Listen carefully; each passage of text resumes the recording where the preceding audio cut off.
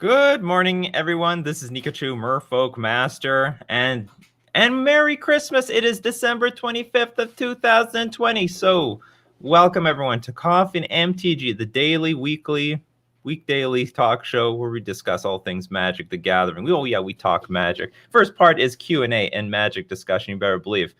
The second part is Decklist review. So if you've got a decklist that you want to be reviewed both by myself and the community, you better believe that you can come by and we can review it. So on all days of the week, we are here for Coffee and MTG. So welcome and good morning. And I've got a little something. Well, I mean, this is not a gift, but I noticed that this is the perfect day to show off the Rudolph the Red-Nosed Reindeer cup coffee mug. You know, I don't really feel like using this in the summer. It feels a bit awkward. It's a bit weird. I usually leave it to like the far corner of the cupboard, really buried in there. But today was a good day for two reasons. First off, it is Christmas, so it was a good day for the Rudolph one. And second off, it's actually the only one left that was in the cupboard. I mean, everything else was dirty and used. So maybe a little bit of chance and luck played a part in that. Good morning, Kelly. Good morning, Jagged Edge. So yes, good morning to everyone. And yeah, hope everyone's having a very good morning today. Well, hold on. What is going on in the Magic world? Anyone getting Magic products for Christmas? I'm not expecting many Magic products for Christmas. Got myself a little something for Christmas, but that is about it. I got myself. Hold on, I can share with you. Everyone was getting a little sneak peek here, but I'm going to make another video about this. Got myself a Mana Drain. Didn't really get it exactly for Christmas, but it arrived by Christmas. I got this like a month, about a month ago. Gonna throw that into the Commander deck. The whatever Commander deck I have. I always wanted, honestly, I always wanted to own this card, but I never had a good reason to. Thanks to Commander now that I actually have a reason to own a Mana Drain, but for years, like this was such a cool card. It was like, it's the counterspell, right? It's counterspell, plus you get a bunch of mana out of it. So, like Mana Drain was like one of like the most premier counterspells in the game. But I'm like, it's not legal in it's a bit weird. This thing's banned in Legacy. I don't even know why. I think that's a bit silly. I mean, Counterspell doesn't even see play. Do we think Mana Drain would see play? I doubt it. I don't know. Maybe it would see more play. What is a blue deck going to use with colorless mana? What would Delver do with colorless mana? I don't know. Maybe a control deck would do something with the colorless mana. I'm not too sure. Morning, Carlos. So why didn't you go with green-red elves? Well, because I wanted to play with the warrior elves. I know the warrior elves had what it took to at least live through lava darts and plague engineers and walking ballistas. Good morning, Stephen. I won money to buy my set of Skyclave Apparition. All right, that's sweet. Skyclave Apparition. What is the money on this thing? What? Uh-oh, I'm not connected here. Man, whoever got in at $3, oh, they cashed in big time because this is not $3 anymore. Oh, we doubled in price basically. Oh, you know what? I think it used to be higher. Then now it's gone down a bit. So it's about $7.09. Not too bad, but it upon at release it was very undervalued. It was incredibly undervalued card for what it does, and there's, I think, a little bit less Skyclave Apparition decks in the format right now, given that Death and Taxes is not as popular as it was at the beginning when Skyclave Apparition was released, partially due to like the Prowess decks and also the Helix combo deck. Apparently that's a crappy matchup, but Skyclave Apparition definitely is going to be a core spirit card in a lot of archetypes, especially white-based decks to come. And it's basically seeing play in almost any deck that's base white. Merry Christmas, Steven. Good morning. Good morning, Zhao. And Merry Christmas from the cute raccoon. On Brazil, it's like $20. It sucks. I heard everything is much more expensive in Brazil. So I hope everyone's doing very well this Christmas morning. I just woke up. My greatest gift to Christmas is sleeping in a little bit. So yeah, Skyclave Apparition. Excellent card. Do we have any more Do we have any more leaks? Do we have any more leaks? Do we have any more spoilers? I don't really have a discussion topic for today. Let's see. No days off. That's right, Cactus of Ishmak. We just do this every single day. Every weekday, that is. Every weekday I'm available. You know, I like wake up in the morning. What am I not going to do Coffee and MTG? You know what I mean? Well, here's an interesting thing. The Pathway lands probably are going to see way more play than I thought they would. You know, I was given the question, are Pathway lands going to see play in Modern? Now I can just certainly say yes. Like, they're definitely going to see play. Like, you know, even what's it called? I saw Caleb Shearer running with the blue-red one in Storm, and there's going to be enough archetypes that are like, maybe the blue ones will be the most popular because that is a new way to hedge against Boil and Choke. Like, Boil and Choke are just such a beating against any deck that's weak to this. Destroy all the islands. You know, Merfolk historically had Wanderwine Hub to help play around cards like Choke and Boil, but blue-based decks didn't have access to anything like this. They didn't have access to their own Wanderwine Hub. So now I think all the blue-based pathways are giving them a route to being able to play around Boil, play around Choke, which do show up in the sideboards when blue-based decks are really, really popular and just hoses the blue-based decks. They don't want to see these cards. They don't want to see Choke across the table from them. It's terrible. Black-red one. That black-red one also could be very, very big. So I think there is a variety of decks that are going to want to use these pathway lands, even in Modern, because it's painless. And that does matter depending on the metagame. What if Burn comes back? Then you need to really save your life total. And even right now, I feel like I don't want to lose a single life because of Scourge of the Skyclaves. You can really stall this card if you personally are not taking any damage. If you're not taking any damage, then Scourge of the Skyclaves becomes insanely clunky. I've been in games where my life total is 20 and my opponent keeps passing the turn because they don't actually have any way of getting their Scourges onto the battlefield. And then they find a Lightning Bolt and then it's all over. Oh, Weltsy, welcome. Maybe there's some people who are off for Christmas. They can finally make it to the stream. I am so full, too much food. Oh yeah, so some of you will be finishing your Christmas. Right now in North America, it's the morning. Everyone in Europe, you might be finishing your Christmas.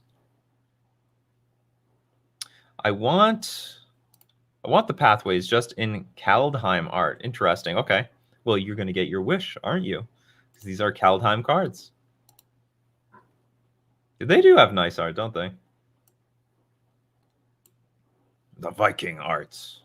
Ha ha ha ha.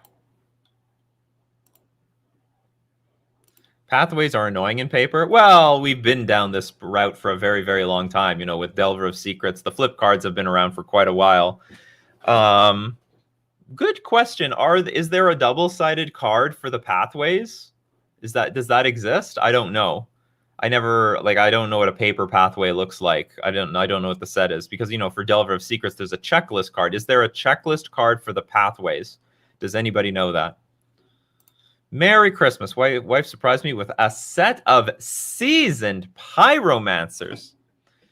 She must be checking your deck lists, checking them twice. Like a list. I need seasoned pyromancer for this list. I don't have these seasoned pyromancers. That's pretty sweet.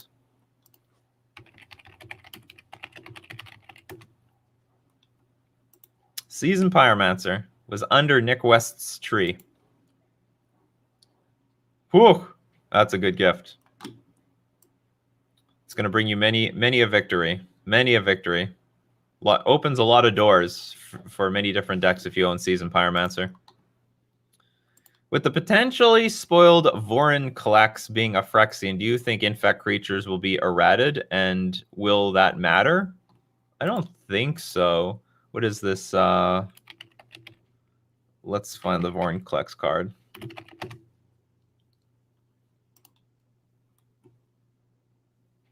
Wait, is this just like, hold on, no, there's a second Vorinclex, right? Oh, this is the old one.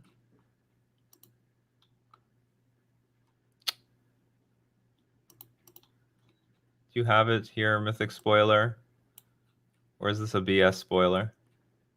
I think it's a real spoiler. What's the full name of it? Because there's a Vorinclex card already. It's old, though. What's the full name of this? I know what you're talking about. It's like some 4-mana Vorinclex.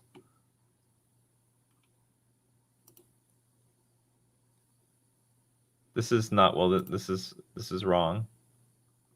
This card doesn't exist. I think this is just a BS card. I don't know what you guys talking about. Vorinclex. Oh, is it top right in Mythic Spoiler? Oh, here it is. Okay, you're right. Okay. Oh, it wasn't 4-mana, 6-mana. Trample Haste. If you would put one or more counters on a permanent or player, put twice that many of each of those kinds of counters on that permanent or player instead. If an opponent would put one or more counters on a permanent or player, they put half that many of each of those kinds of counters on that permanent or player instead. So so here's the real question. Why would Infect get errated over this card? That's my genuine question.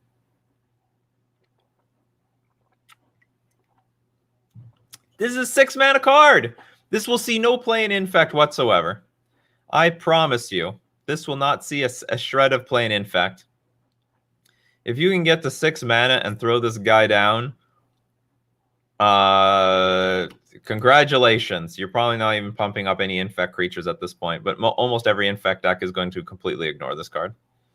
This is not going to see any play, and it won't change. It won't change Infect. So if you're fearing that Infect is going to be OP, your fears can be put to rest. I mean, yeah. I mean that's all I have to say about it. This is not what Infect wants whatsoever. They'll live without it. In Sweden, we celebrate the 24th. Actually, a lot of countries in Europe celebrate the 24th. I was getting a lot of early Christmases from my European fam. North America, we're hardcore 25th. So when the holiday starts. What do you think of Realm Walker with Reef and Elemental? Seems like a great combination. It could be. I mean, this Realm Walker, Realm Walker clearly has potential, you know? So Realm Walker, you know, you name a creature type, you can play cards off the top of your library of that creature type. And then we got, what's it called? Can't remember the name of this Reef. Risen Reef. That's what it was. Then we got Risen Reef. Whenever Risen Reef or another elemental enters the battlefield under your control, look at the top card of your library. If it's a land card, you may put onto the battlefield tapped. If you don't, put the card onto the battlefield, put it into your hand. So, I mean, so long as you have, like, unlimited mana, you just basically dump your deck, right? Because you can like, if there is a land underneath a creature, you're going to put that land onto the battlefield, and you can continuously basically dig through stuff. So it has a really good synergy. It is very, very good synergy. Is it going to be super OP? We're going to have to wait and see. I mean, it's going to come down to playtesting. It has a lot of potential, but it is dirtly. Remember that. Like, Modern isn't all about getting value and outvaluing the other person. The only deck that basically does that is Uro at the moment. For the most part, like, Modern is super combo heavy. Like, every deck is a combo deck or acts like a combo deck in some manner. So, like, Prowess and Death Shadow can, you know, it has like a game plan, but it acts like also like a combo deck. Because if your shield's down, no blockers, you're tapped out, you can just die on the spot to both those decks. And then there's just a ton of other combo decks that are just trying to race you immediately. Oops All Spells, the Charbelcher deck, Hammer Time, Heliod Company. So there's a lot of Ad Nauseum. There's a lot of combo that will just ignore this stuff. So we'll see. We'll see how it turns out. But the most important thing is that these decks do have to still recognize the combo element of the format, and I mean that's the challenge with that's going to be the challenge with Realm Walker. How do you get value, but also maybe have some sort of combo potential with this? That's why I think like Elves might be like the best shell for this card, but I don't know. Maybe it's Elementals. Maybe it's some other creature type that I'm not thinking about. Definitely has potential though. The fact that it can go into any tribal deck gives it a lot of room to maybe get broken. Merry Christmas to everyone. Sending all the love. More manas to tap soon. All the mana to everybody. Do you think fire design is over? I don't know. We haven't seen the rest of this. We haven't seen the rest of the spoilers. And honestly, I think these cards are still pretty strong. I think the cards are still pretty strong. From what we see so far, this Magda card, this is busted. 2 mana Lord for dwarves. And whenever a dwarf becomes tapped, you get treasure tokens, and you can sacrifice the treasure tokens to put an artifact or to tutor an artifact or dragon onto the battlefield. And by the way, it doesn't even matter how you get these treasure tokens. You can get these treasure tokens from buying them from a pawn shop. It doesn't matter. They don't have to come from dwarves. So Magna doesn't even need to go from a dwarf deck. It could be just some other what's it called? Just some other treasure making deck. It can come from a pirate deck. Come from anything. It doesn't matter. Magda is, I think, I should make more of a video on this. I think Magda's busted as hell. To sacrifice the treasures and dig for something, I think is absolutely insane. And even if it needs to be in a dwarf deck, one day that dwarf deck will come to be. Maybe in this set. We haven't seen the rest of the set. Maybe they're going to fill up enough cards that dwarf tribal can be a thing. So, and this Serolf Realm Eater also looks pretty busted looking. Maybe it's not actually going to see play. It's a pernicious deed on a creature, but still, like, it's a very strong effect. A lot of words on these cards. And Pyre of Heroes, like, they're playing with fire here. It's Birthing Pod. Maybe it's going to do something. Maybe it's not. But, like, we know that type of effect is powerful. It leads to combo finishes. So, anyway. I don't think it's over. I don't think fire design is over. We're still in fire design world here. Yes, there are check cards for the flip cards on Zendikar. All right. Isn't it like build your own check card now? You get to like write what these things are. It's better that way anyway. Oh, I'm like I can see the time stamps when people make these comments. I'm like super behind.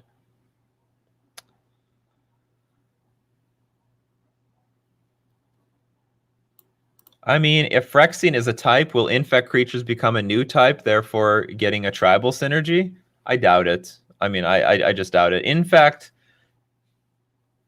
like, the infect creatures are like, there's like an elf, there's a human rogue. Can't believe Blighted Agent is a human rogue.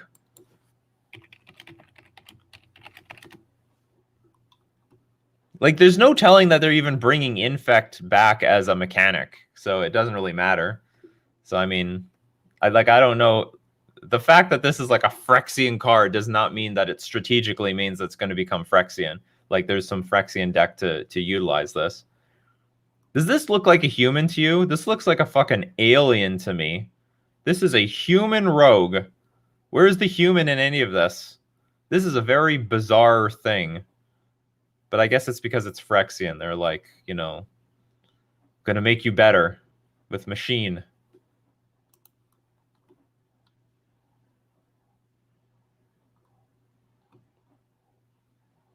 6 mana, good for infect, exactly. What do you think about Runaway Steamkin, Overseasoned Pyromancer, and a Bosch Prowess? Those are 2 completely different cards.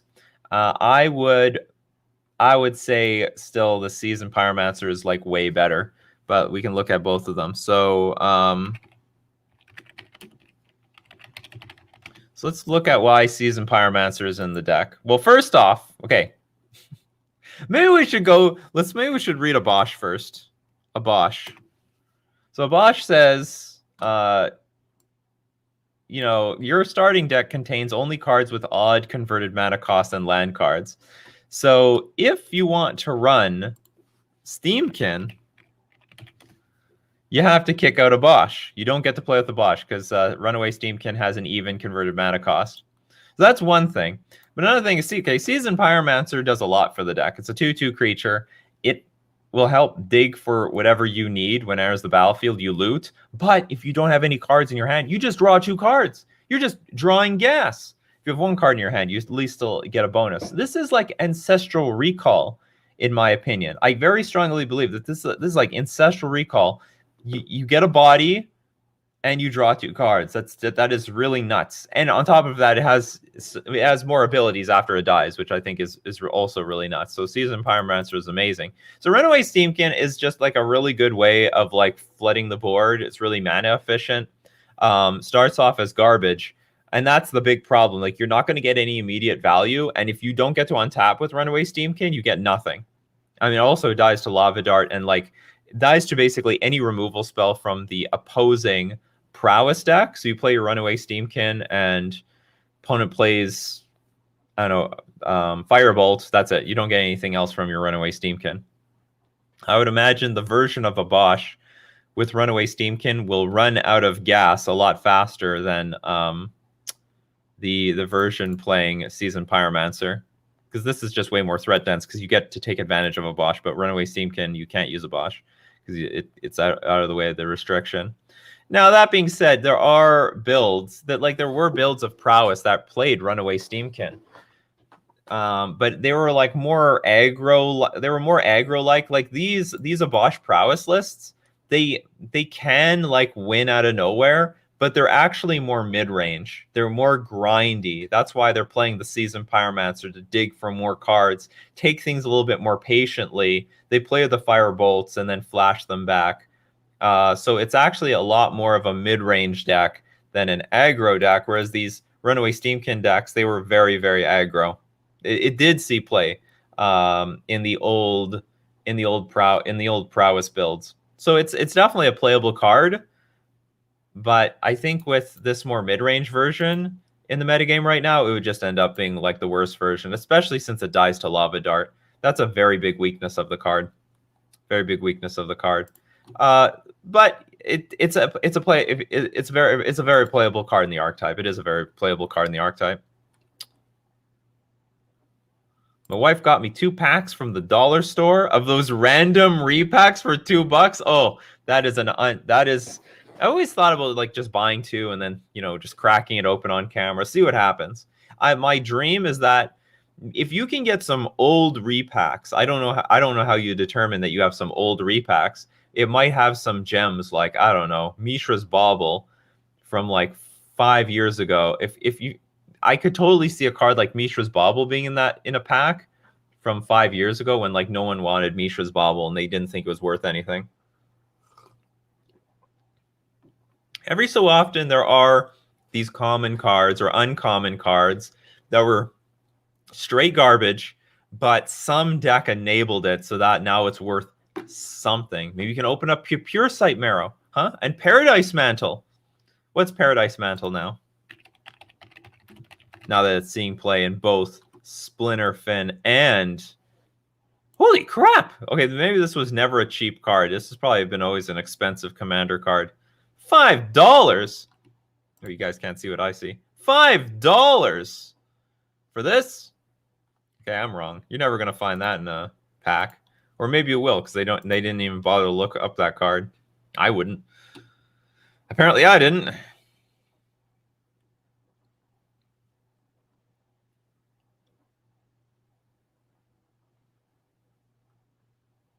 Nikachu, are you playing in the Modern Mana Trader series? Yes. I am failing, though. I am failing miserably. I've played 8 matches. I have won 3 of them.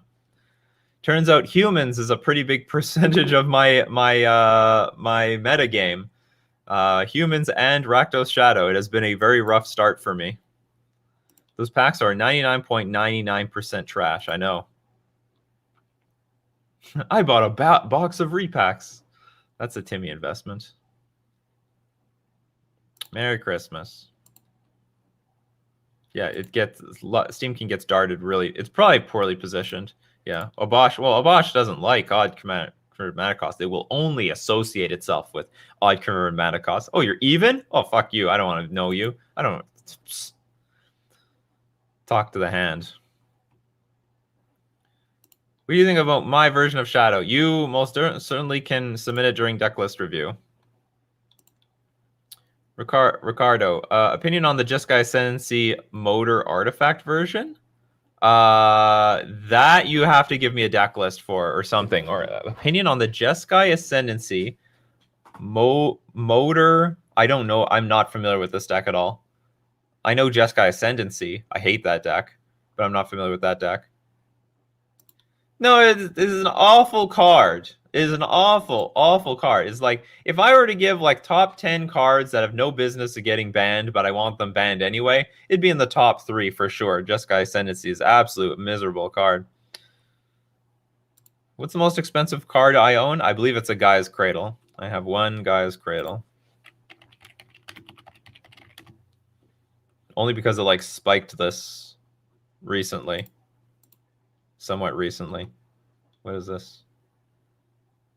Oh, I think the price came down by quite a bit. So might not be the most expensive card I own for much longer.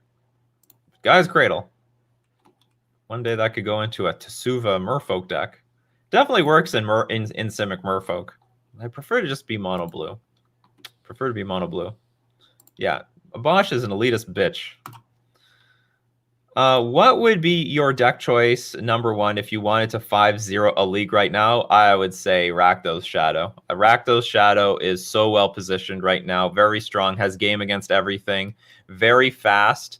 And I think it's a relatively good deck to grind leagues because the games can go really quick. Whereas if you're going to be playing with a control deck, if you're going to play with, you most certainly do the same with the Uro decks, but those are much more of a grind. Those take a lot longer, but and it's cheaper than buying into the Uro deck. I would say Rakdos Shadow is a very good one right now.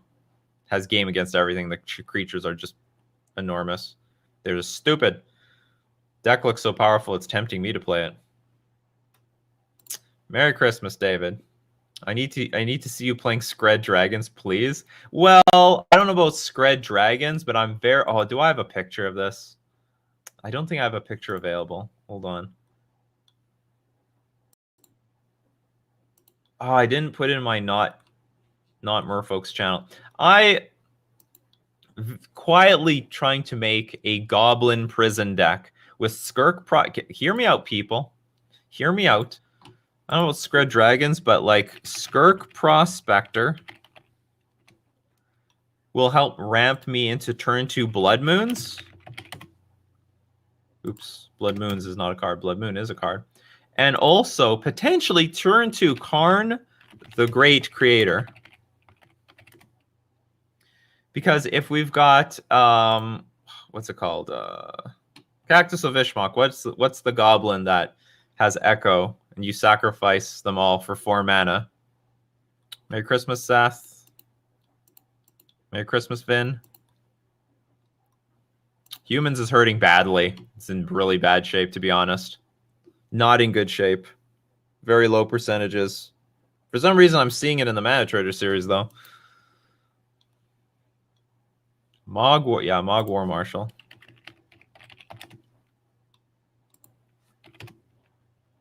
Okay, so Mog War Marshal. So what you can do is you go turn 1. Okay, turn 1 Skirk Prospector. Turn 2 Mog War Marshal. You get a token, and then you sack the board. You sack the Mog War Marshal for a mana. You get a goblin. Sack the other token and the token that you just got for 2 more mana. Sack the Skirk, and then boom, you got turn 2 Karn the Great Creator. It's over. You just go get that liquid metal coating and then go to town next turn. They're doomed. It's over. Game's over. GG.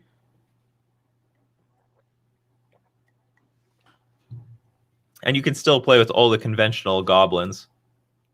I've actually come around to like, what's it called? Goblin Matron. Probably I should have been playing with that card the entire time. It's like, it's a slow, clunky card, but it's still at least tutors for whatever the hell I need on any given moment. Yeah, I got to get around Force Negation. Got to bait that Force Negation with a Blood Moon first.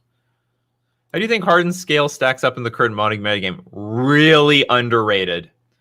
Really underrated. This deck is very good right now. This is a very underrated deck. This is a sleeper deck at the moment. You hear it from me first. This is going to like win a modern challenge pretty comfortably. And then there's going to be like Hardened Scales all over the place. This is a very underrated deck at the moment. There is not a lot of artifact hate out there. And Hardened Scales does have good matchups right now and is lean and low to the ground. And thanks to Walking Ballista, has a lot of game against a lot of other stuff. Very underrated deck right now. To you Affinity players, I think this is... I'm starting to see it. And that's the thing. Like, I think I'm starting to see it, and I think it's popping up because they realize, hey, there's like no Stony Silence. There's no Collector Roof in the format. There's nothing. Mind you, this deck can get re-squat. And also a very important one is Karn the Great Creator. Most of the decks are gone. Like, Eldrazi Tron is not a big part of the metagame. Tron is like around, but is not like that big part of the metagame. Maybe the biggest concern is Karn the Great Creator in the Amulet Titan decks. But I think Karn the Great Creator is seeing less play now than it has been for like a year and a half.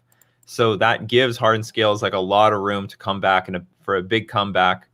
Mind you, it can get squashed right back down. Those Karn the Great Creator decks are going to come back. But like right now, this is very well... I think it's very well positioned. People are not paying attention to it. And that's the deck strength at the moment. So if you want to jam some Hardened Scales, I think you have a really good place in the metagame at the moment. Very, very good. What about Delver in the current modern metagame? Unplayable. Unplayable. Delver cannot beat any of the removal. Is the slowest crap at all. Like, Delver versus Shadow, you're just going to get killed. I mean, it's just a... Delver is just a bad Death Shadow deck at the moment. That's the reality of it. It's the reality of the situation.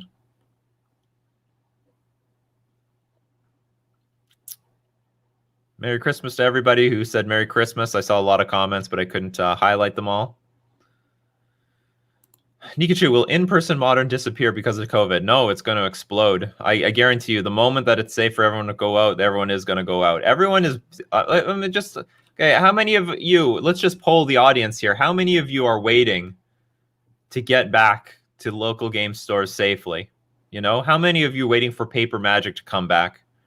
Because like that's the thing. Like a lot of my audience, you're Paper Magic players. It's funny. It's funny how like I'm guessing like 90% of you are just like Paper Magic players. All you do is watch me play online, and we got like I am me. There's so many of you Paper Magic players. You just live through my digital experience at the moment.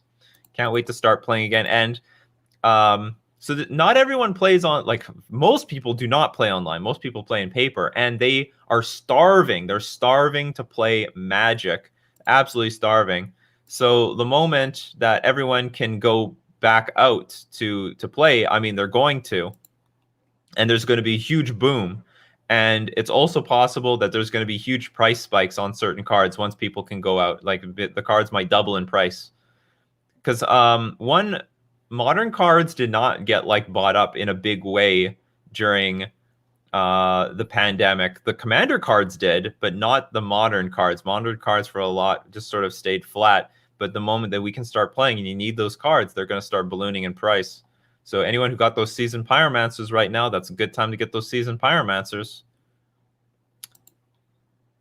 You better do it safely. A lot of people, there's a lot of local game stores that are just not opening. They're just not opening. Just not allowed to.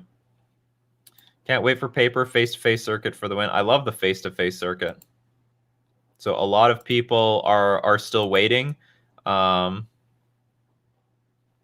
I predict that whatever stores survive this will explode in business because of the surge of people coming out. And also, there might be less competition given that some businesses had to close out.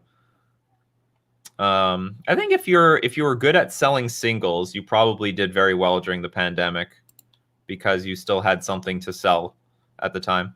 Good morning, Kelly. So yeah, very true. I'm 90% paper. Yeah, so like the people are waiting, and the moment it happens, boom, it's all going to go back. Like I heard the most bizarre fucking theories that like people's behavior is now going to be so changed. Like there's some behavior that's going to change thanks to the pandemic. Maybe we're going to do more work from home, do more orders from home, talk to doctors from home from now, which is great. You don't have to actually go to a doctor's office for, if you just have to talk to the damn person. But there's other things that won't change. Like people do want social outlets. People do want to go somewhere to do something. And Magic was that outlet. And the moment that they have that opportunity again, they're going to go straight for it. So that is... humans are social by nature, and that's just how it's going to be. and I know people are starving. They've been starving since the beginning, and it's not that need to go out isn't going to disappear because they got used to staying at home. The streamers will still stay at home because that's what we do. We stay at home. I'm going to like it. This is actually something that was born for Coffee and MTG, to give you something to do. Be part of the action, be part of the conversation while we're all quarantined at the moment.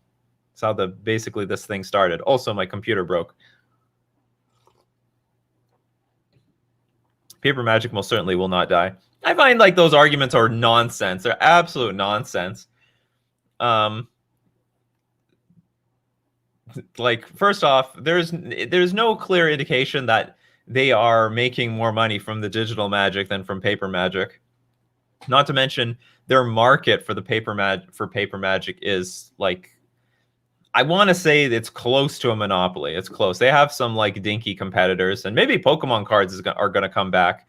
Like, there's tons of these Pokemon card unboxing streams going on these days, but Paper Magic is doing incredibly well. It's just a huge game, and there's no reason to cut that off, especially since, again, Magic facilitates a need for social gathering amongst people. So they're not going to throw that away. Wizards will not do that. Nikachu, what about Lurrus Merfolk? It sucked. You know, honestly, I played a lot of Lurrus and Merfolk. I tried to just play with Lurrus in a fair way.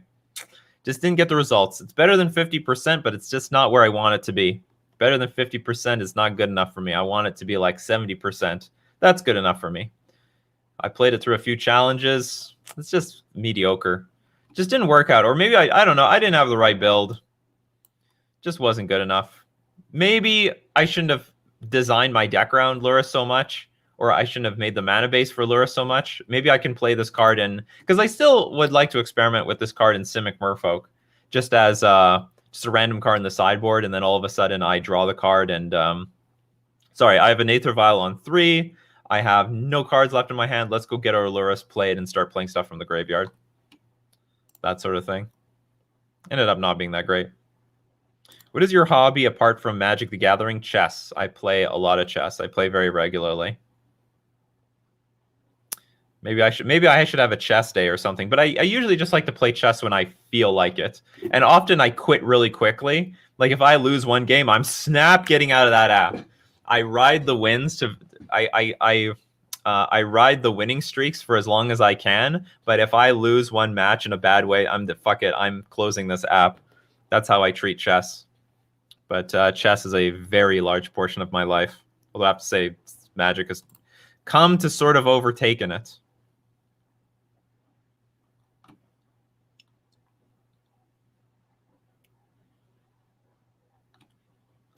I worry for the owners of my local game store that they won't be able to afford to open back up. That sucks. I hope, however, like, you know, if business starts, if it's clear that business is very good for card games again, there will be like new local game stores that should open up, or maybe they can reopen up when it's very clear that, you know, business is good for tabletop games in general. Yeah, everyone's waiting for the Paper Magic. Do you think the companion mechanic was a mistake? The professor made a joke that everything is just Commander now. I honestly like the concept of everyone having a companion. I don't like how it was restricted. Like, okay, I get it. There's some people that are like, I don't want to play Commander. But I also like, I really do like this era of Magic that we're not running out of gas. And like, okay, I fled out and now I have nothing to do. And now I'm losing because you're drawing cards and I'm not drawing cards. I really hate that aspect of Magic right now. Or I hated that aspect of Magic in the past. I personally, and maybe I'm wrong, maybe I'm in a minority here, I really like this era of Magic where both sides has infinite things to do and one of us wins. So we got Tuckstep saying, I hate the era of not running out of gas. I like this era. I appreciate this era very much. So long as both sides legitimately don't run out of gas. But now here's the problem. Not everyone is allowed to play Lurrus. That's my problem. So not everyone's allowed to play a companion. So some some decks have a massive advantage over others. And this deck restriction of permanents in your deck having to be converted mana cost 2 or less is a pathetic restriction. Like, this card is only going to get better as time goes on. Like, because cards will only get more mana efficient as the card pool gets larger, just like how Delver decks are basically Lurrus decks at this point in Legacy. I mean, they're not actually Lurrus decks, but I'm just saying, like, all the permanents in most Delver decks could qualify for Lurrus, with the exception of like Oko being played. But like, anyway, so not everyone gets to play Lurrus, not everyone gets to play Abosh, not everyone gets to play Yorion. It's not fair, and the restrictions are usually garbage.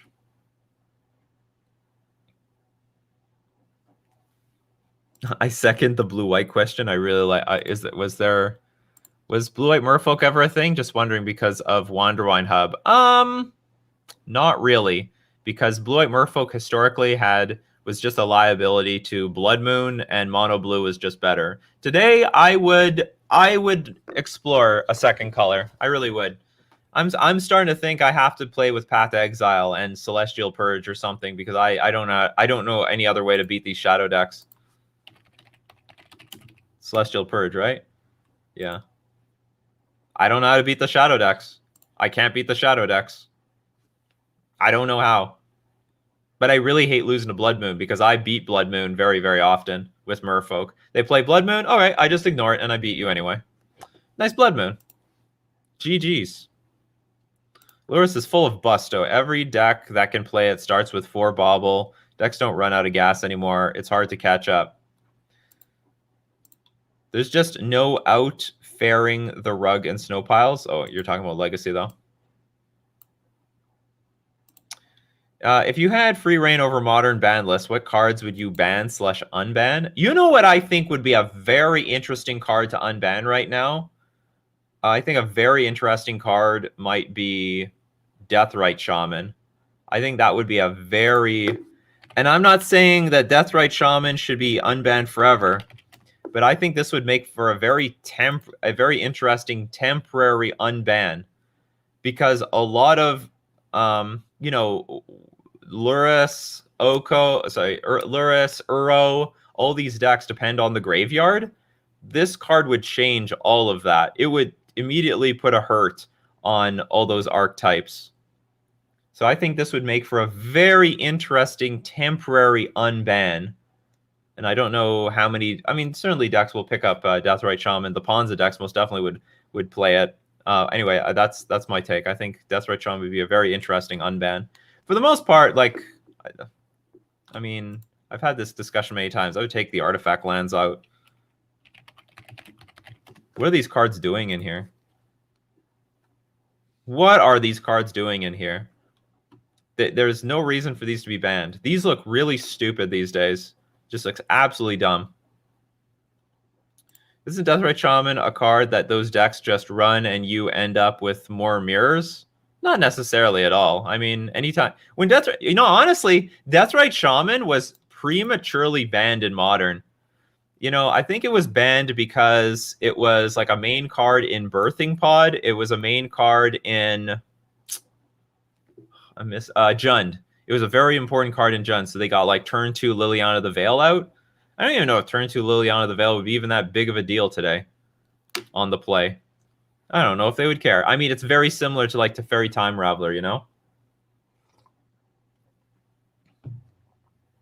I honestly think with Mox Opal in the format, those artifact lands had no business on the ban list. They never did. I play chess too sometimes. Oops, where's this? Some games before sleep. I play constantly.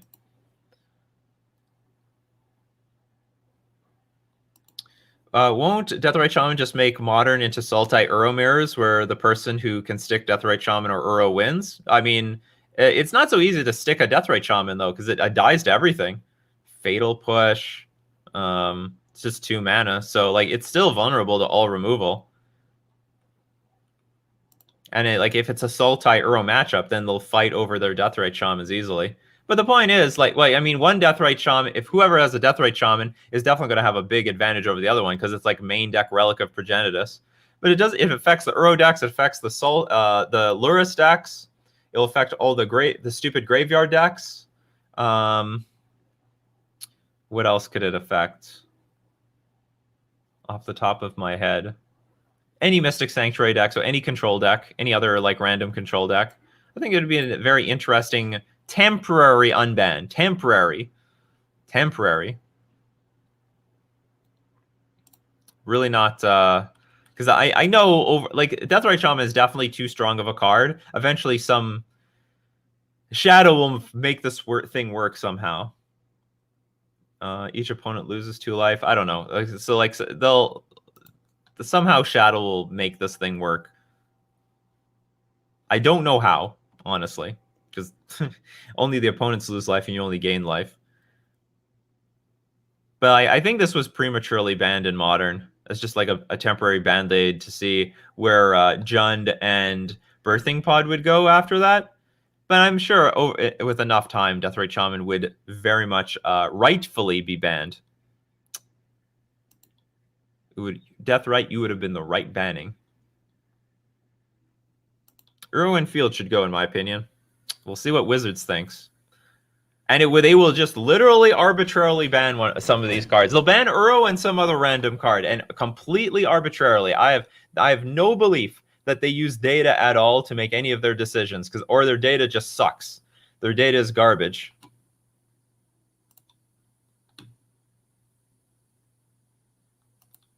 You know what? I'm actually getting tired of this card.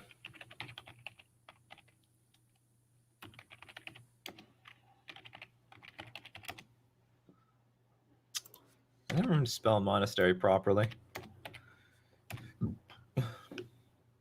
This is subtly just like a really when I was up against Burn, that was always the most powerful turn 1 play that they could make against me with Swift Spear. I did not care about turn 1 Goblin Guide because there was a huge cost to Goblin Guide. Goblin Guide finds me lands and cannot scale past 2 damage. But Swift Spear can be 3 damage, can be 4 damage. It's so hard to block. Goblin Guide, very easy to block. Swift Spear, maybe this card was just OP. Maybe this card was just OP from the start. Not enough decks could utilize it. Now every deck is utilizing because it is just a legitimately OP red card. It's so strong. I would have so much more game against Death Shadow if they weren't guns blazing, attacking my life total from the start with Swift Spear. Like against a Grixis Shadow deck, by the time they get Shadow out on turn 3, my life total is still 20. But against Rakdos, when they're playing Shadow, my life total is at 13 because they already hit me with like a bunch of Swift Spears with Thoughtseize and dealt me damage and crap like that. These Swift Spears are insane. It's so it's very underrated. It's so weird to say that a card like this should be banned, though. It is very weird. Maybe Swift Spear only feels so painful because of the beefy things that come after it. Oh, there's so many Scourge. So many Scourge cards.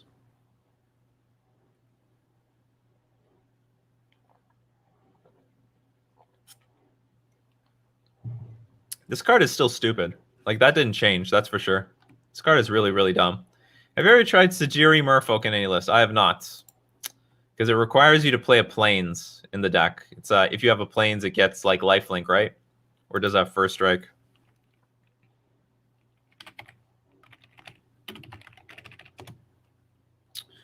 As long as you control Plains, oh, it gets both, First Strike and lifelink. The Plains part is difficult.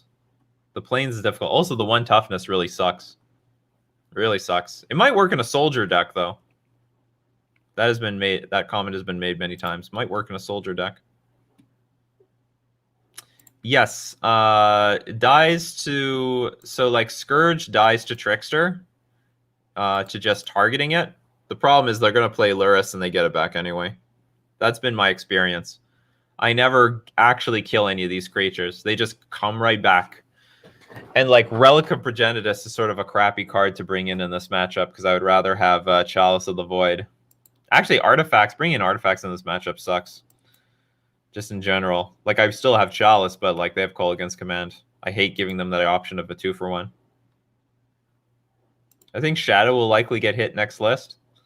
There's so many things, though. Are they going to ban 4 cards next BNR announcement? That's very unusual. Soldier deck is red, not blue. Well, I mean, that particular deck has to be at least plain, like a white deck.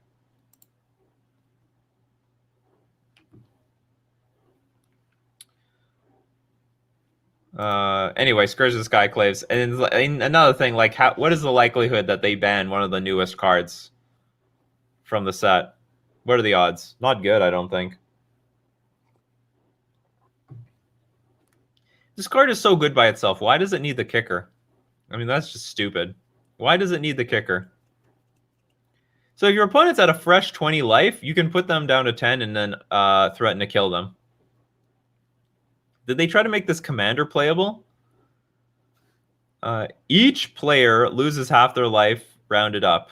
So everyone loses half their life. Crazy.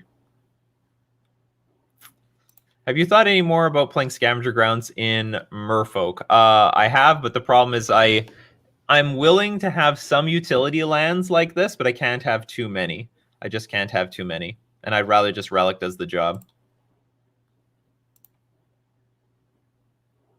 Can we pray they axe a handful? Lord of Atlantis knows it's needed. Yeah, the Lord knows. Does it beat Oops All Spells? I don't actually think Deathrite Shaman would beat Oops All Spells. Oops All Spells still would deal a huge pile of damage. You could exile like one Venge. Oh, how would it work? Okay, so they actually, maybe Deathrite Shaman would be good against Oops All Spells. So when they sacrifice 3 artifacts to get the Salvage Titan from the graveyard. Let's read Salvage Titan. So, you may sacrifice... Yeah, you can sacrifice 3 artifacts. Oh, sorry, no. Exile 3 artifact cards from your graveyard. Return Salvage Titan for your graveyard to your hand. Okay, so it won't work. So they're going to have a lot of artifacts in their graveyard. They're going to have more than enough. They've got, like, tons of artifacts in their graveyard, too. They'll try to return it to their hand, and in response, you can Deathrite Shaman, but they'll just exile another 3 artifacts. I don't even think it's going to be a problem to return Salvage Titan to their hand. So I don't know if Deathrite Shaman... Oh, it'd be good against Oops All Spells in Pioneer. That might be the case, but not in Modern. And Deathrite Shaman is legal in Pioneer. All right, people, you know what time it is. Time for deck list review. So there is a link in the description to my Discord. Join the Discord. Go to Decklist Review, the channel, and then type in the command !review deck space. Give the URL to your deck list. Press enter, and you're good to go. And as we wait for people to enter their deck list, we are going to thank our sponsors, starting with themanabase.com, your home base for everything Magic the Gathering. And the Manabase is sponsored by Fusion Gaming Online, my favorite local game store. There's a deal of the week every single week. This week, giant Xmas sale. If you're really late with your Xmas presents, Christmas presents, you can still get some stuff from Fusion Gaming. Order it online, go pick it up, and yeah. Fusion Gaming Online, 50% off select items from Yu-Gi-Oh, Pokemon, Magic board games, and everything else. But always go check. It's a Canadian site and Canadian prices. Remember that. Don't freak out over the prices. And also, there's a new deal of the week every week. So check every week for the new deal.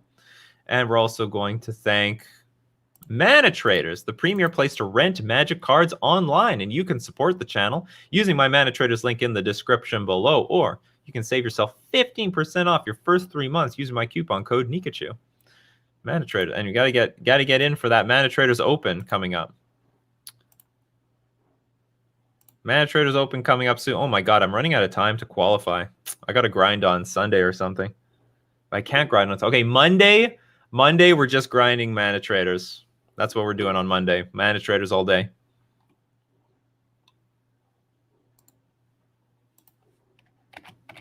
Okay, let's go check out some deck lists.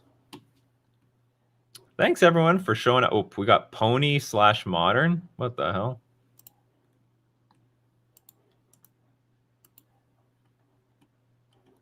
So you're telling me, like, kitchen tabletop Magic. That's what you're trying to tell me? This is the code word? Kitchen tabletop magic. Who submitted this? Who submitted this? Burnout. Congratulations, you're the next contestant on Decklist review. 4-color restore balance. All right. Prismatic Vista. Okidoki. Demonic Dread. Fire Spout. Does this work? Oh yeah, okay. Fire Spout. You can. This 3 mana. 0 mana. 3 Blood Moon.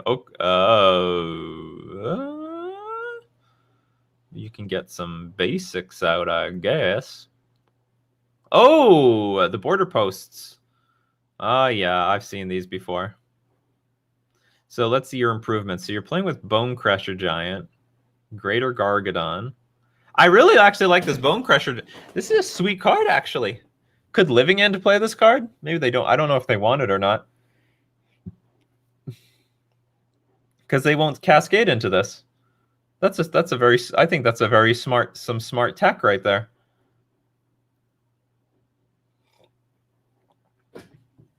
Or am I wrong? Will it recognize Stomp?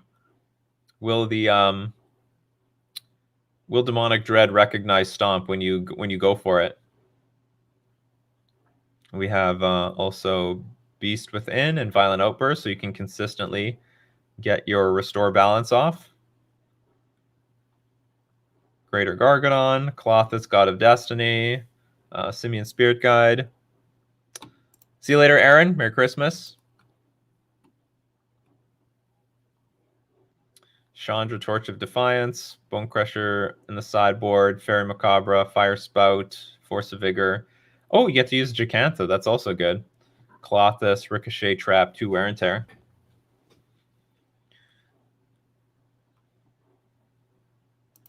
Shouldn't, because spells combo doesn't recognize Stomp. Okay. Good. Excellent. So Bone Crusher probably is an okay card in this deck. Now, so I like that you have sweepers. I think it's also very neat that you're playing with Blood Moon. I wonder if you can go all in on the Blood Moon, though. These are very slow cards. On the other hand, there's not a lot of artifact hate in the metagame right now.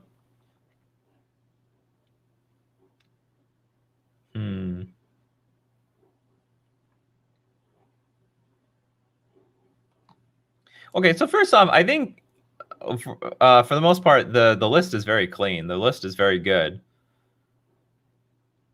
It's like a very, very clean list. Is this a little win more, though? Like, what do you need this for? Hold on, yeah, we can't use Giganta because of Chandra, right? Well, I'm sure you're boarding in Fairy Macabre in the games where you don't need Gigantha, so Fairy Macabre probably is fine. So hold on, how does this work with Gigantha? No card in your starting deck has more than one of the same mana symbol in its mana cost. So you have to dump your Chandra. Yeah, so we have to dump the Chandra. And I honestly, I'm not all in on the Chandra. I don't know how good like, this is a good value card, but you're trying to go like over the top and kill people. I have an easy fix. Just get rid of the Chandra, and you can add another Bone Crusher Giant to the main, and you can add another Blood Moon. I actually think that would be quite reasonable. And boom, deck works fine. Do you think modern shrines are anywhere near viable? I've never seen a viable list. Nope, not even close. Someone submitted a shrine list to me though, and I was like, "Oh, what can we do here? How can we help?" So Fairy Macabre, I have nothing against Fairy Macabre. You're probably like Gigantha is like a little bit like it's a little much, you know. I mean, it's totally fine. It's good to have like a random companion to grab, but it's like it's just a 5/5 creature for 5 mana for the most part in this deck. And I think you can, if Fairy Macabre is that important to the matchups that you're bringing Fairy Macabre in, there's no problem. So you're going to bring a Bone Crusher Giant back to the main. That's going to free up at least one more slot here. Maybe another Fire Spout. That's a possibility.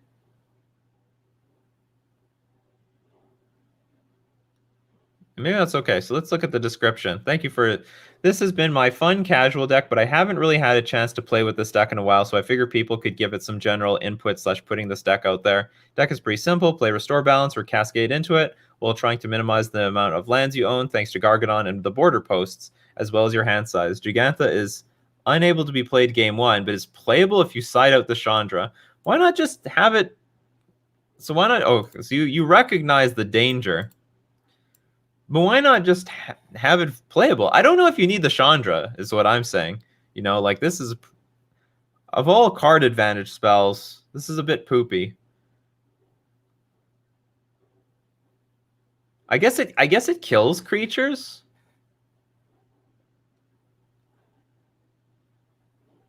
But so does Bone Crusher Giant. And at less mana. Where do you use the fire spell? It's like an Anger of the Gods. But it can also hit spirits. It can hit flying creatures. But you can use Fire Spout and Gigantha. Because you can't use Anger of the Gods because it has a double red casting cost.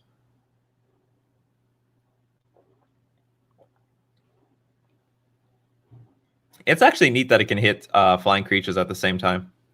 Anyway, that's Fire Spout is like totally reasonable card. It's seeing play right now in the Uro decks, actually. As bizarre as that is. Seeing play in the Uro decks. I hate when it kills my Brazen Borrower.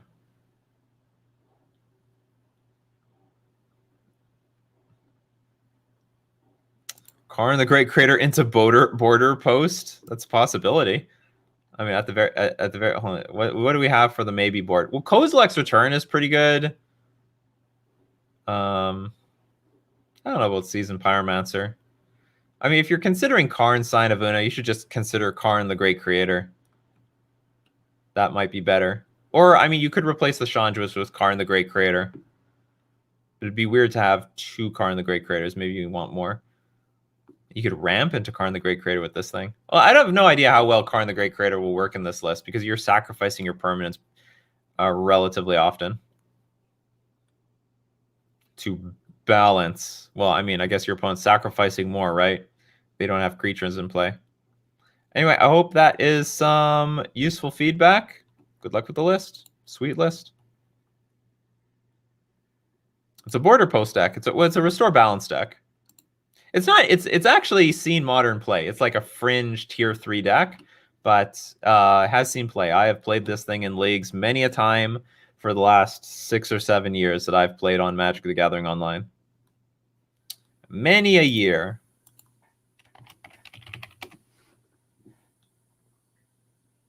Oh, this sounds interesting. Mono Blue Colossus.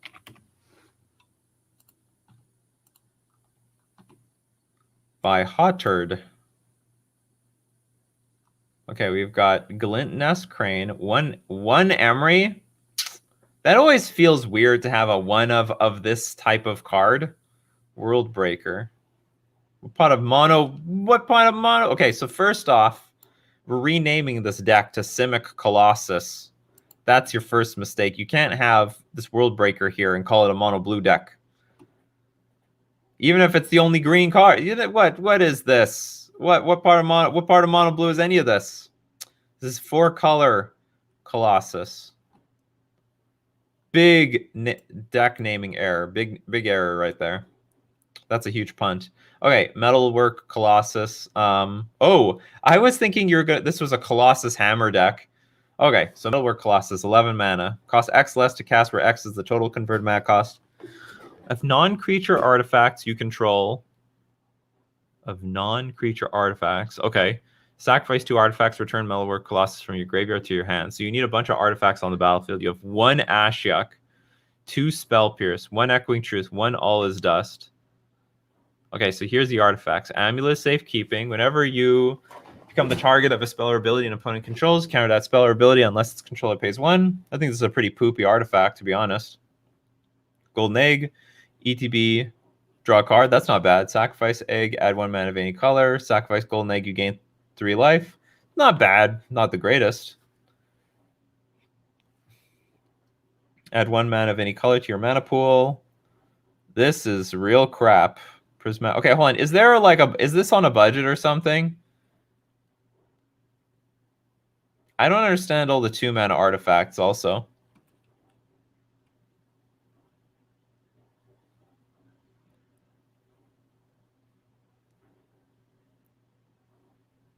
World Breaker is colorless, so technically it's mono blue. Well, not if we look at the sideboard.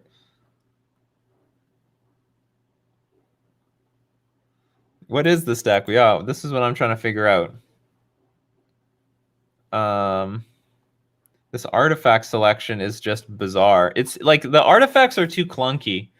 Add 1 mana of any color to your mana pool. Sorcerer Spike. Like, I don't mind this one because it can be high impact. Damping Matrix. Activated abilities of artifacts and creatures can't be activated.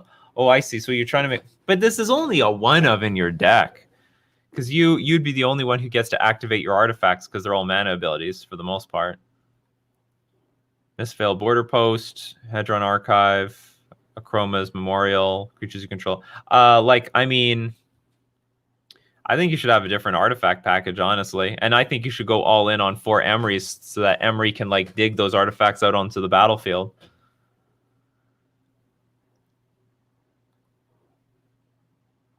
Well, the Colossus is prepay a bunch of mana, get a free 11 mana card. Golden Egg and Golden Egg and Prism are, like, okay. Well, this one. No, hold on.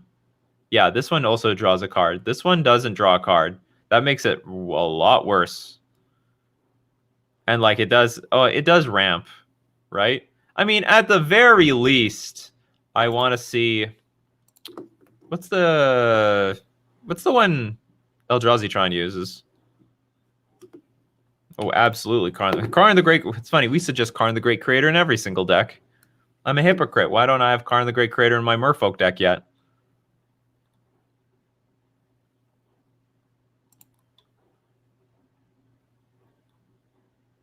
Mind Stone. I mean, this is a clear include here. Right? Sacrifice Mind Stone, draw a card, but it's 2 mana, add mana. And like that's basically what you're trying to do with a lot of these. See, this one taps, adds mana. This only filters mana. Like it doesn't act, it like sort of ramps you, but doesn't. I would rather use artifacts that literally ramped you. Mind Stone is better than Prism, but it's kind of plus minus. Why is that? Okay, how about this, Tuxdev? What do you suggest for this deck? If you have some experience playing with Metalwork Colossus in Standard. This is where the community comes in and saves the day.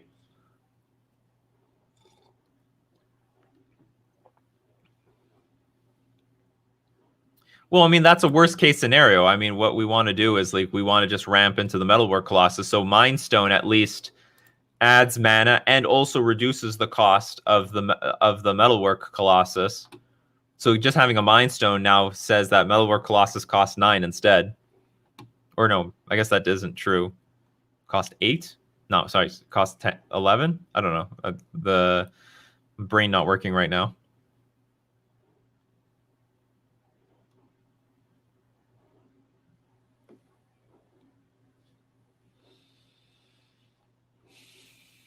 You like stuff like Ichord Wellspring. So we don't have Ichord Wellspring out right yet. Okay, so Ichord Wellspring. That's not too bad. It's very similar to that other card. Am I spelling this wrong? I'll just look up Wellspring. Oh, it's Ichor. Okay, so Ichor Wellspring. I have nothing against this card at all. Yeah, ETB. If when it enters the battlefield or is put into the graveyard from the battlefield, draw a card. So like it will reduce the cost of Metalwork Colossus, but also just draw a lot of cards. I'd also like to see more improvise to take advantage of the rocks on the table you aren't otherwise really using for anything. So we're talking like more Metallic Rebuke.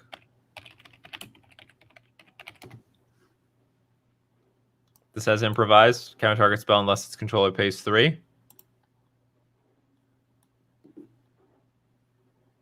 Can we use Whir of... Does Whir of Invention have...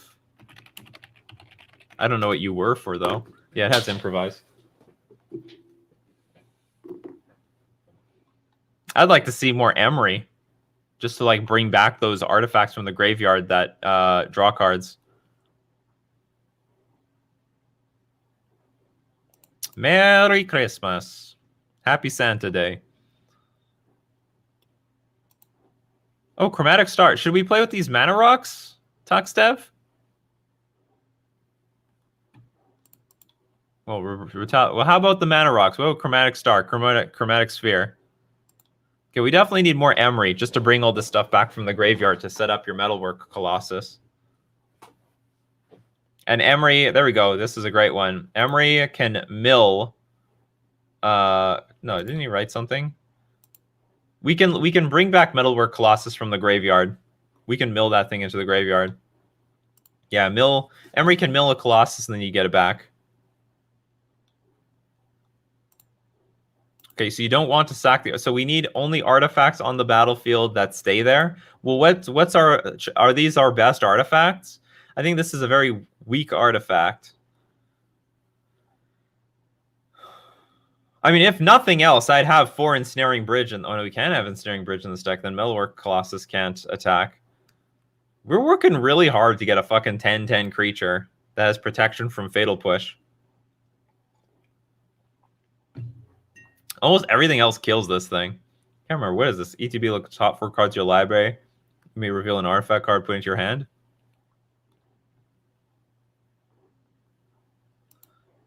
Okay, Chromatic Star is okay because it's a cheap Emery engine. It is.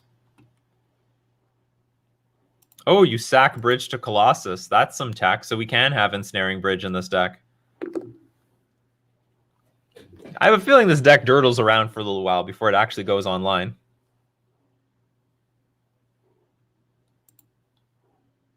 Yeah, how about Penthead Prism? Glint Nest Crane probably has to go. Okay, we're going to dump Glint Nest Crane. We're going to add a bunch of Emerys to this deck.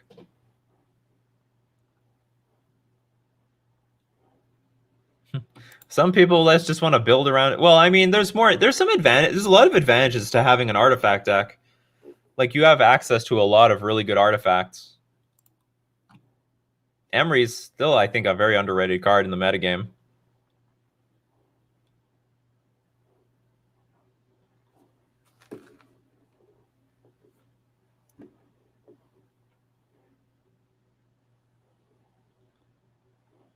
This deck is sort of blue-black. It has 1 blue-black border post to play their 1 Fallen Shinobi.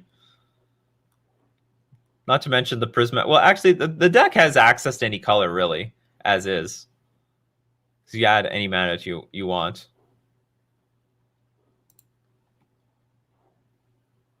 Then you fling it. You fling it at their face. Imagine Shadow starts playing with Fling.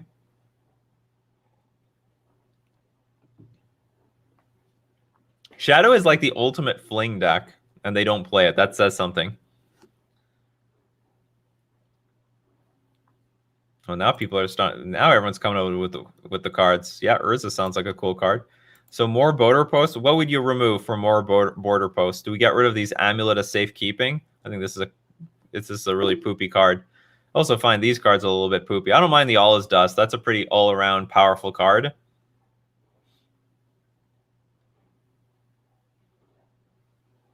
Oh yeah, true story.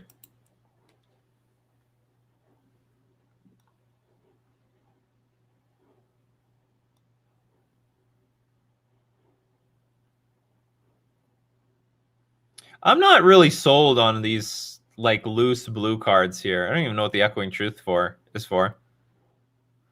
So let's dump the Ashiok, the Spell Pierce, the Echoing Truth. Let's play some Metallic Rebukes. Give yourself some control. Rebuke is just better than Spell Pierce anyway in this list. This is counter target non-creature spell unless they pay 2. This is just counter target spell unless they pay 3. And you should be able to easily cast this. So that's an improvement. So maybe you could go 4 of those over these. We're going to get rid of the Glint Nest Crane to go with more Emerys.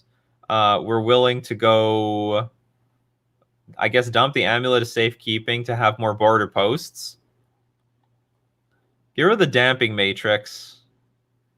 And maybe creatures you control have flying first. This is over. This is like 2 win more, in my opinion. Although I don't know how you get in with this Metalwork Colossus once. Like, if there's a bunch of chump blockers, maybe you're dead to them. I guess this is your only way of... No, you got All Is Dust. You could go another All Is Dust to clear the way for your Metalwork Colossus. I think that's totally fine. So if you're going to spend 7 mana on a Chroma's Memorial, you better make sure you spend all that mana on All Is Dust and make sure your opponent like loses all their stuff. So I think All Is Dust is just better than a Chroma's Memorial if you need to get in your damage.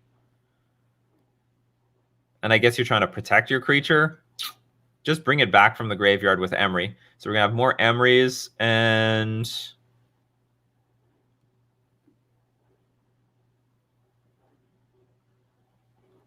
Ever tried the new artifact with Kicker? I don't know what this card is. Yeah, we can get rid of the World Breaker for more... I want to put Ensnaring Bridge in this deck.